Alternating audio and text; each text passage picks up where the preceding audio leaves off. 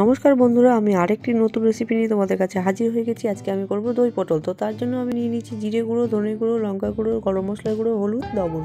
তো তারপর আমি পটলগুলোকে খোসা ছাড়িয়ে খুব সুন্দর করে ভেজে নেব।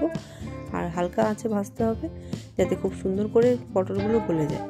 তো দেখো আমার পটলগুলো ভাজা কমপ্লিট হয়ে গেল। এবার আমি ঢাকনাটা উঠিয়ে দিলাম। আর দেখো আমার আর ভাজতে হবে না। তারপর সব শুকনো মশলাগুলোকে আমি একটু জল দিয়ে ভালোভাবে গুলিয়ে নেব, কারণ শুকনো শুকনো মশলা দিলে কিন্তু পুড়ে যেতে পারে। তার জন্য একটু জল দিয়ে গুলিয়ে নিয়ে সেই মশলাটা দিলে খুব সুন্দর হয়। তো তারপর আমি চলে আসলাম দইয়ের পর্যায়ে। তো আমি দেখো আমি কাঁচা লঙ্কা, কাজু আর দই নিয়ে নিয়েছি। এবার সব কটাকে আমি সুন্দর করে পেস্ট করে নেব। দেখো আমার পেস্ট কি সুন্দর হয়ে গেল। তারপর আমি যে মশলাটা প্রথমেই যে গুলিয়ে রেখেছিলাম সেটাকে আমি পটলের মধ্যে দিয়ে দিলাম। তারপর আমি একটু ভালোভাবে সুন্দরভাবে এটাকে নাড়িয়ে নিলাম। তো দেখো আমার এটা নাড়িয়ে নেওয়া কমপ্লিট। এবার আমি দইয়ের যে মিশ্রণটা তৈরি করেছিলাম সেটাও আমি দিয়ে দিলাম।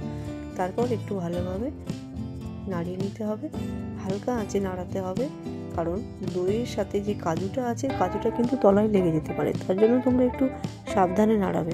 তো দেখো আমি স্বাদ মতো চিনি দিয়ে দিলাম। আর লবণ হলুদ তো আমি আগেই দিয়েছিলাম, তার জন্য আমি আর এখন দিলাম না। আর লবণটা তোমরা চেক করে নিতে পারো, কারণ স্বাদ মতো লবণ সবাই সব রকম খায়।